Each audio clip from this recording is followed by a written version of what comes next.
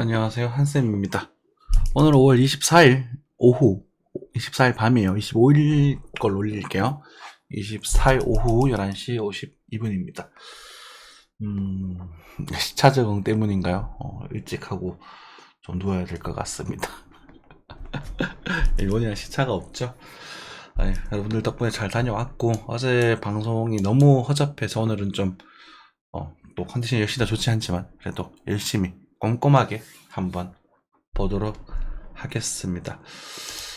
지난 뉴스예요. 지난 뉴스를 먼저 한번 보고, 추우님 카페에 가서 지난 뉴스를 먼저 보고, 이야기 좀 드리겠습니다.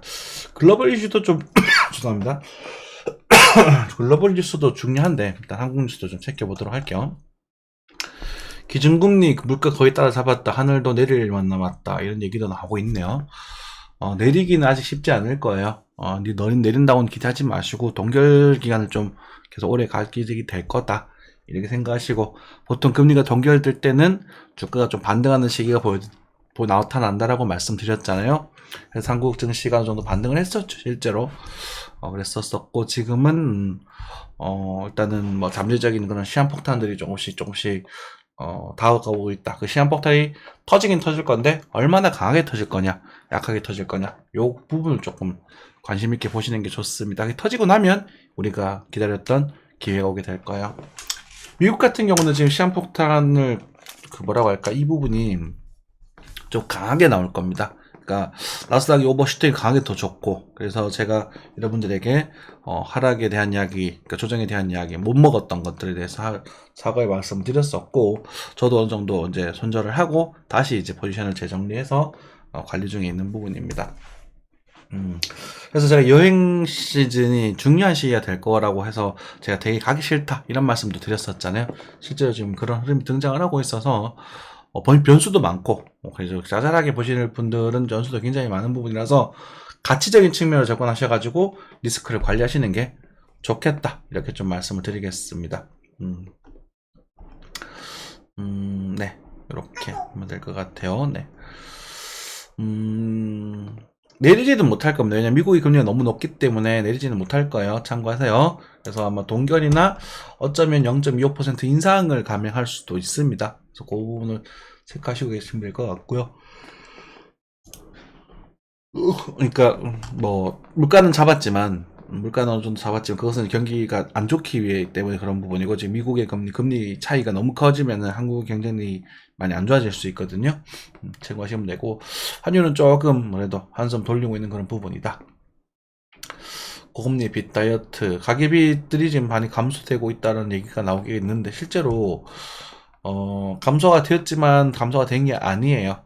그죠? 부동산 담보대출 이런 부분이 굉장히 커졌기 때문에 담보당이 된 건 아니다.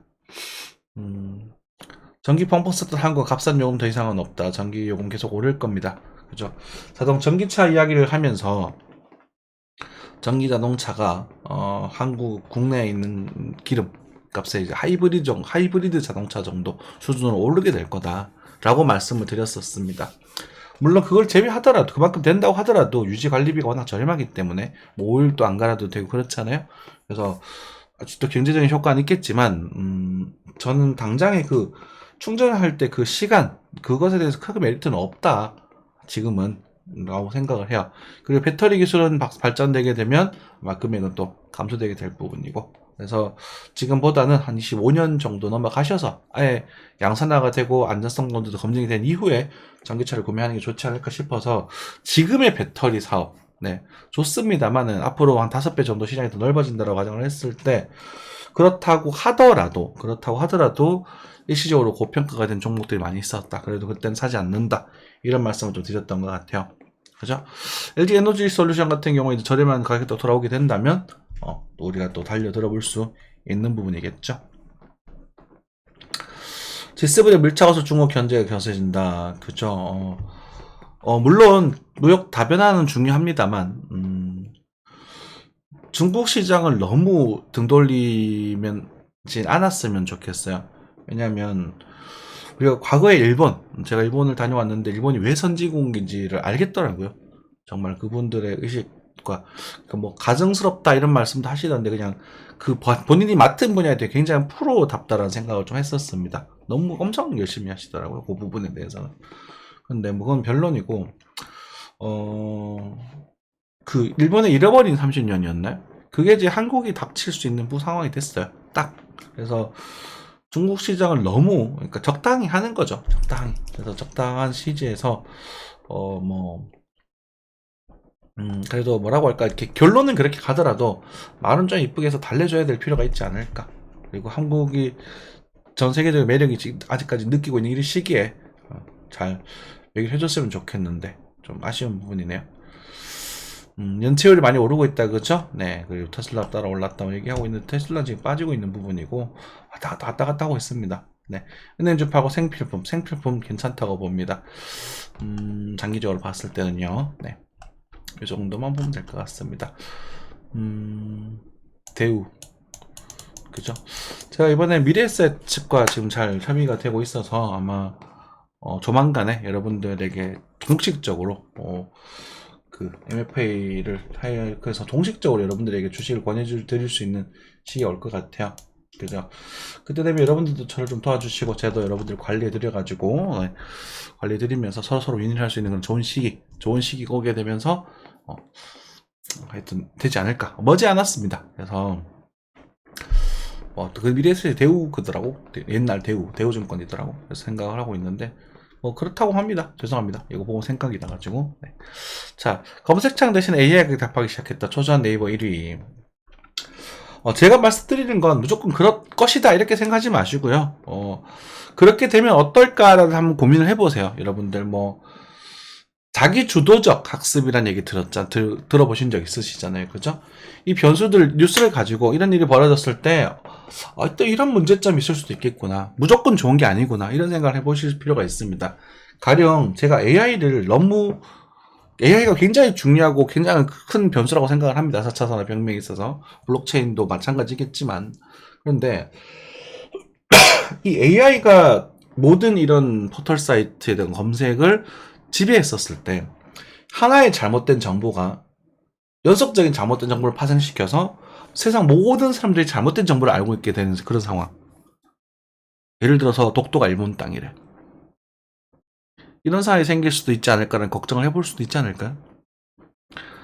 AI가 인류를 해야 한다라는 거 저는 그거는 아니라고 봅니다.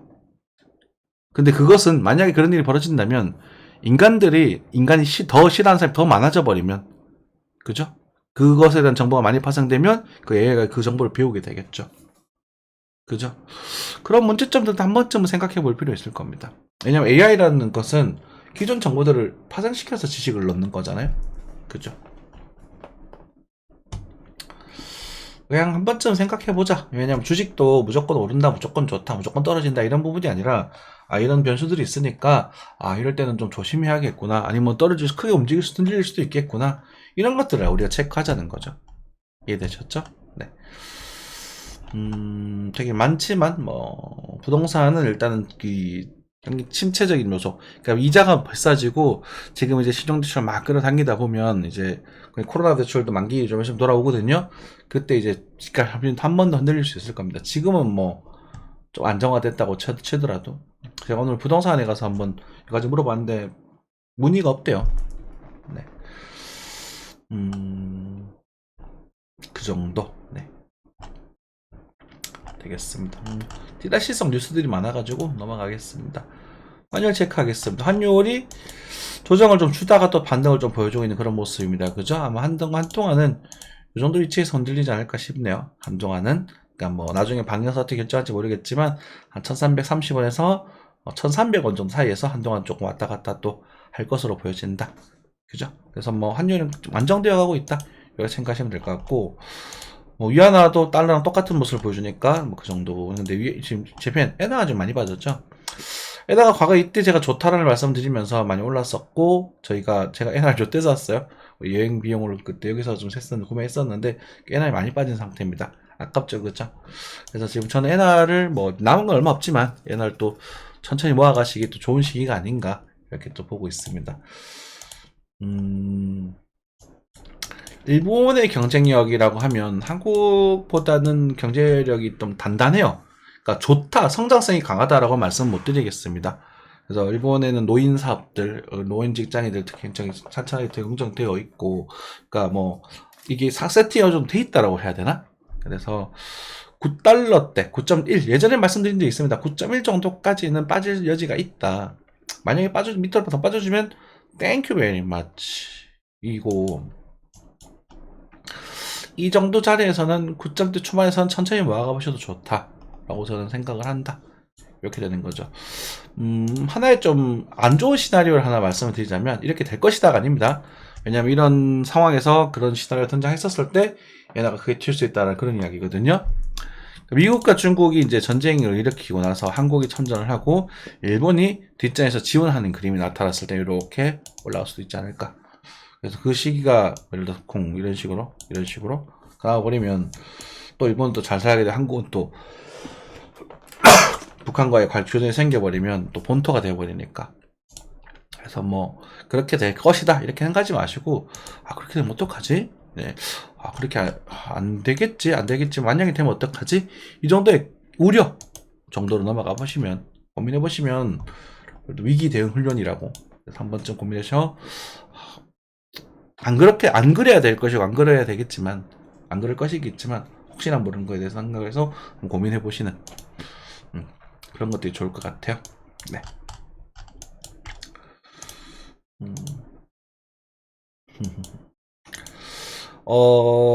네. 가스는 지금 꽤 많이 반등을 했다가 지금 다시 단정세를 돌아서고 있습니다. 그렇죠? 유가도 지금 유가 발표에서 좀 많이 좀 줄어들었다라는 얘기가 나오게 되면서 자리를 잡고 반등을 좀 주고 있는데 유가는 아마 8, 9월 정도 넘어가게 되면 상승세로 좀 돌아서지 않을까.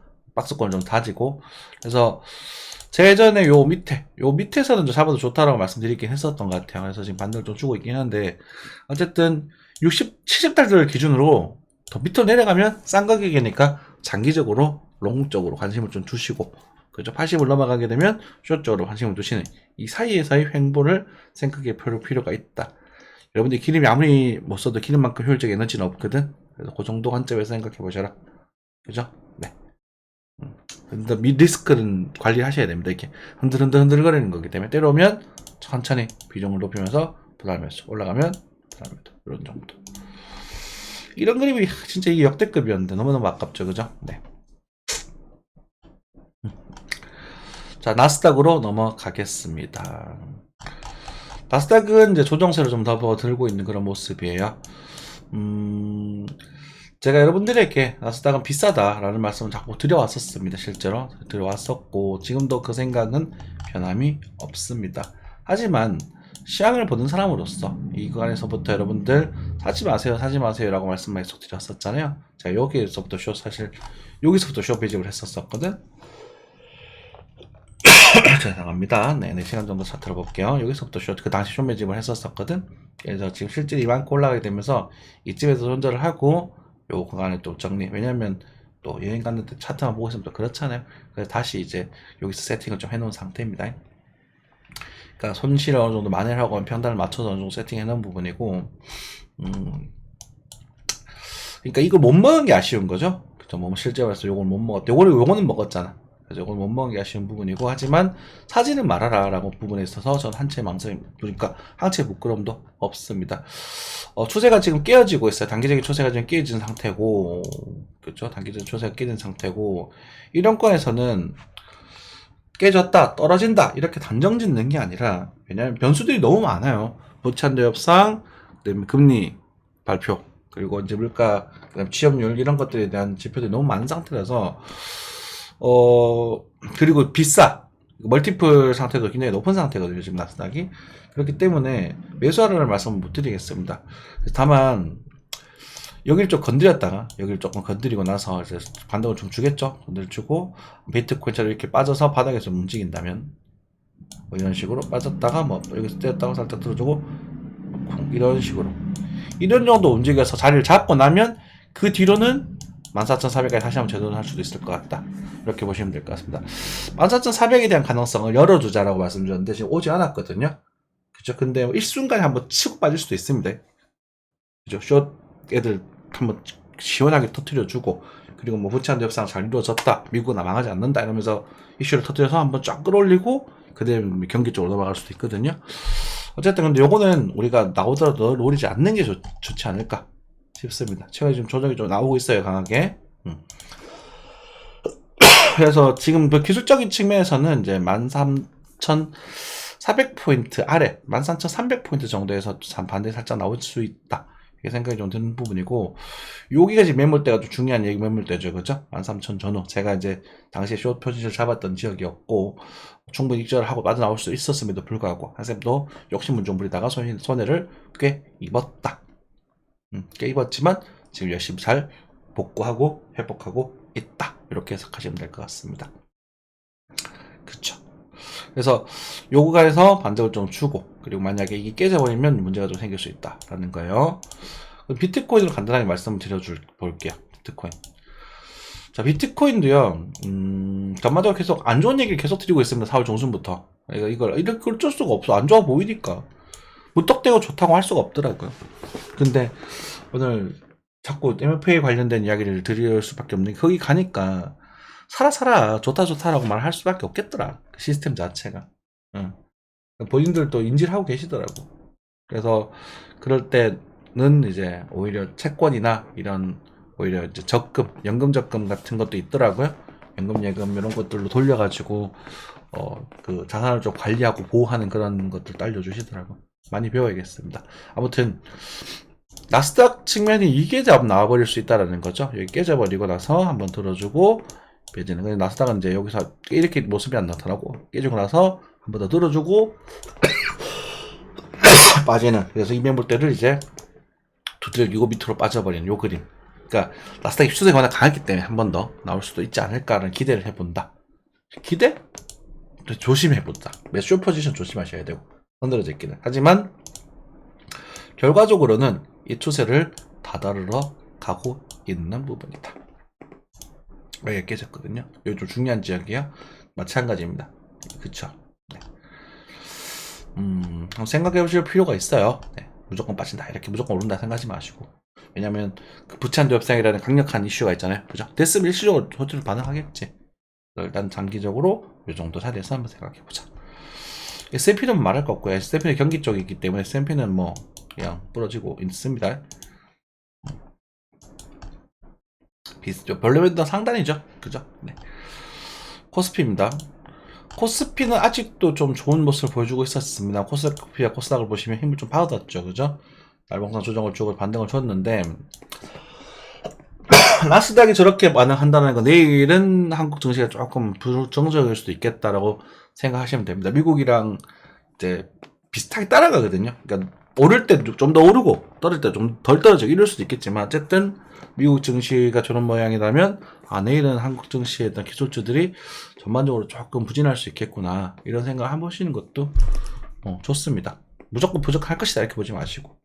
하지만 뭐 이 정도 라인, 그죠? 중간 눌림목 이런 라인들은 또 한번 노려보면 하겠죠. 그리고 나서 한 번 더 반등을 주게 된다면 2680이가 이번에 올해 우리가 최고점을 봤던 구간이죠.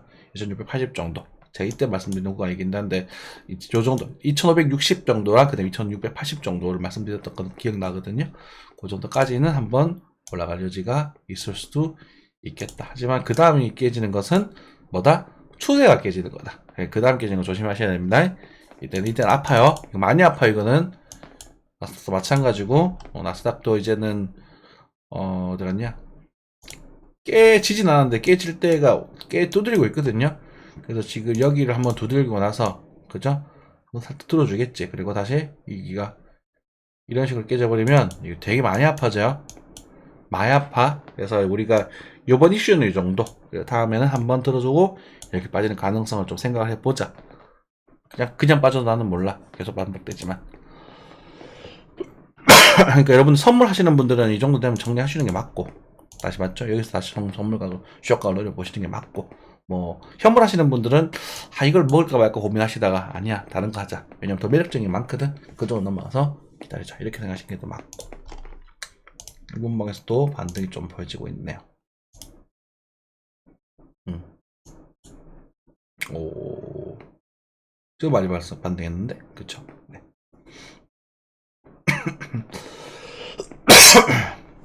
일본봉. 뭐, 지금 현재 제가 녹화되는 시간대 좀 있으면, 그거 한대요. 그거 이제, 그, 부채한도 협상 발표한대요. 어떻게 지금 진행되고 있는지. 그래서 지금 반응하고 있는 것 같아요. 잘 풀리고 가지 않나, 이런 기대감 때문에. 비트코인으로 넘어가겠습니다. 네. 비트코인은요, 제가 아까 안 좋게 말씀드려서 죄송한데, 근데 뭐 어쩔 수 없어요. 지금 시그널 많아. 이럴타 매수 시그널이 없거든. 자, 그렇다고 하더라도 지금은 우리가 차라리 이럴 때는 반등을 노려볼 수 있는 부분이다. 이제 여러분들에게 말씀 못 드렸지만 스터디방에서는 좀 동동 말씀드렸어요. 왜냐면 단톡방에서 말씀드렸던 부분이 있는데, 여기서 등장을 하고 반등이 요거 이제 2620, 이제 26200 말씀드렸죠, 공개방송에서. 그래서 여기 실제 반등이 꽤나 등장을 했습니다. 이제 나는 몰라 반등 등장을 하고, 우리가 이제 조정파를 이렇게 세 개째 파동을 등장을 했잖아요. 그죠? 하나 둘 셋. 이 자리에서 요게 등장을 하더라고. 그래서 제가 그림을 요렇게 그려드렸어요. 요까지 갔다가 빠질 수도 있지 않을까? 이 그림을 그려드렸었는데, 그거랑 좀 조금 다르지만 유사하게 등장했습니다. 이렇게 눌림을 좀 크게 주고 반등했습니다. 그래서 제가 여기서는 추가적인 상승이 했으면 하게 되면 요것에 대한 패턴을 분석해 보겠다라고 말씀드렸습니다. 근데 분석할 가치가 없었어요. 원래 상승하는 모습이 나쁘지 않았거든. 여기도 다이버넌스 어설프게 또 여기도 다이버넌스 보이고, 그렇죠. 그래서 나쁘지 않았고 거래량 뚫으면서 상승하는 모습이었지만, 어쨌든 여기서 꺾여버리면서, 그래서 패턴이라고 하죠. 엘리엇 파동에 대한 패턴을 완성을 시키지 못했어요. 수급은 나쁘지 않았지만 죄송합니다. 그래서 그리고 나서 밀려버렸거든. 그런데 그러니까 배짱 좋다면 차라리 지금 노리는 거야. 차라리.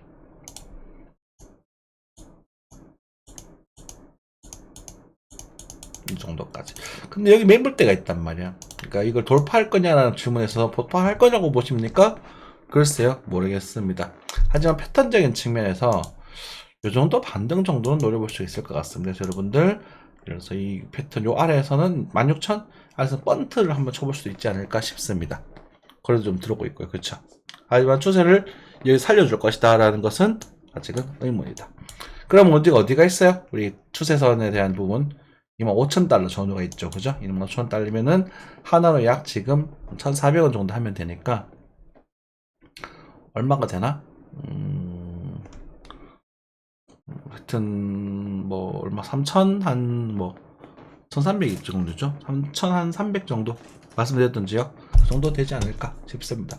거기서 좀 오를 거다 이렇게 당당당 못합니다. 지금은 여기서 지지 받으면 오를 겁니다. 이렇게 말씀하기엔 좀 그래요. 지지 받으면 여기 그리고 다섯 한 개 더 있죠. 저희는 숙제가 거래가 또 뚫리면서 올라가게 되면 이제 요 그림을 한번 기대해 볼 수는 있겠다. 그래서 지금 너무 많이 날도 산도 많고 만들어야 되는 패턴도 많고 그런 상황입니다. 여러분들에게 뭐 정찰 정도는 뭐 해보셔도 좋겠다. 하지만 이 자리는 우리 염두를 하고 있자. 그 매력적인 포인트는 여기가 된다.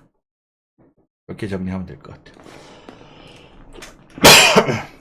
안 오면 떨어진다고 보시나요? 몰라. 그거를 지금은 알 수가 없어요. 자, 이때는 계속 떨어진다고 했지만. 그렇죠. 하지만 이건 말씀드렸습니다. 한쌤이만해 맛있어 보이지는 않는다. 요거는 제가 과감하게 말씀드릴 수 있습니다. 자, 알트코인입니다. 네오. 챙길게요. 네오 과거에 제가 요 자리 11,000원대를 언급드린 적이 있어요. 혹시 기억나시는 분 계시겠지만 반등 꽤나 좋고, 이제는 네오는 관심이 없어지겠네요. 이제는 규모에 맞는 반등이 등장했고 이제 패턴을 만들어야 돼요. 그래서 이대로는 제가 오르다 떨어진다 말씀 못 드리겠고 그렇습니다.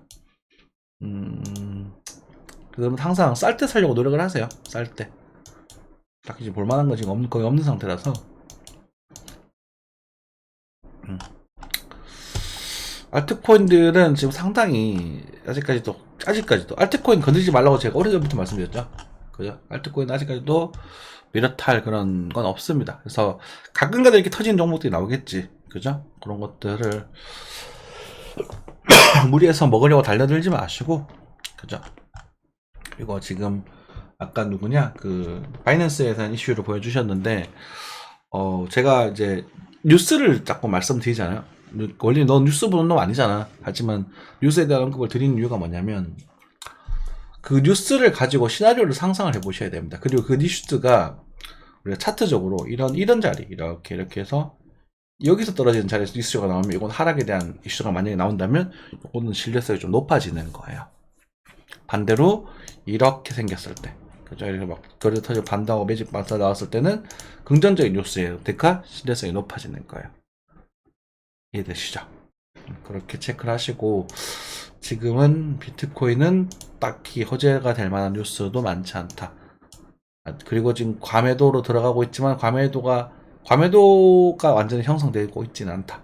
그래서 지금 적극적으로 매수할 시기가 아직도 아니다.